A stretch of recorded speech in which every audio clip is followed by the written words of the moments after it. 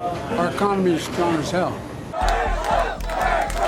The likelihood of a Republican victory at this year's midterms is becoming conventional wisdom. And while the 500-pound bear in the room is inflation, I think it is one of the issues that is going to decide how people vote in November. I don't recall another recent midterm when so many discrete issues were filtering through voters' minds. I'm really hoping that they really bring it back down to earth and start talking to the citizens. Crime, abortion, the border, schools, Ukraine, and not least, Joe Biden.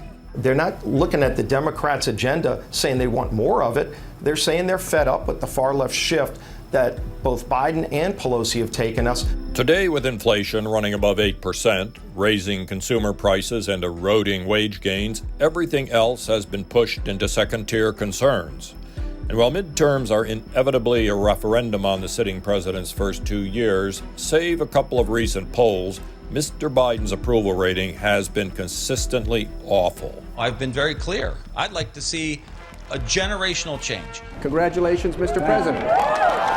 In 2020, Mr. Biden won by pulling over independents and disaffected Republicans, running as a moderate alternative to his party's progressives, Bernie Sanders and Elizabeth Warren. Politics doesn't have to be a raging fire, destroying everything in its path. But that opportunistic moderation did not last past Inauguration Day.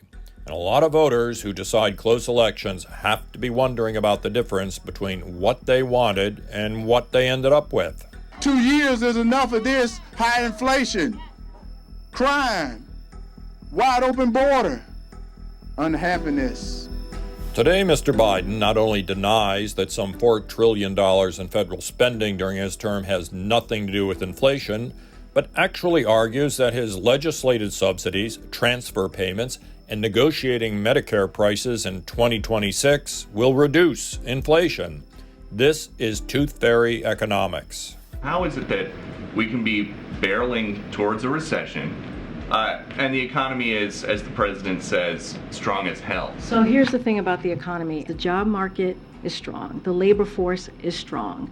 And that is not what we see usually before a recession. The remaining bulk of the Democrats' claimed achievements is tax credits for 2030 climate goals, though virtually none are running on climate because a rate so low in election concerns. What's left? First bill that I will send to the Congress will be to codify Roe v. Wade. By moving his presidency so wholeheartedly to the left, Mr. Biden has elevated the midterm importance of issues like crime and the border. Progressive criminal justice theories are running side by side with a significant crime surge in cities and suburban malls, with virtually no new generation prosecutor willing to make a mid-course correction. If you notice, all the conflict that police are encountering now is the folks not obeying the police. And it goes all back, I think, that we need to revamp our criminal justice system to where we've got more money to put out there to prosecute and to remove these folks from the society. Chaos is bad for the party in power, and inflation is a kind of social chaos, as are the unchecked border and violent crime. The first two are attributable to policy decisions by Mr. Biden and the Beltway Democrats, the latter to elected Democrats across the country. Could you afford to give up 1 month of your wages? 95% of Americans will say no, but that's what the Democrats have taken from you. Because 1 month of your wages is 8.3% of your overall year. Inflation is higher than that. Most voters, especially the independents trending rightward, don't like chaos. To ride it out, voters can choose between a red wave or blue wave.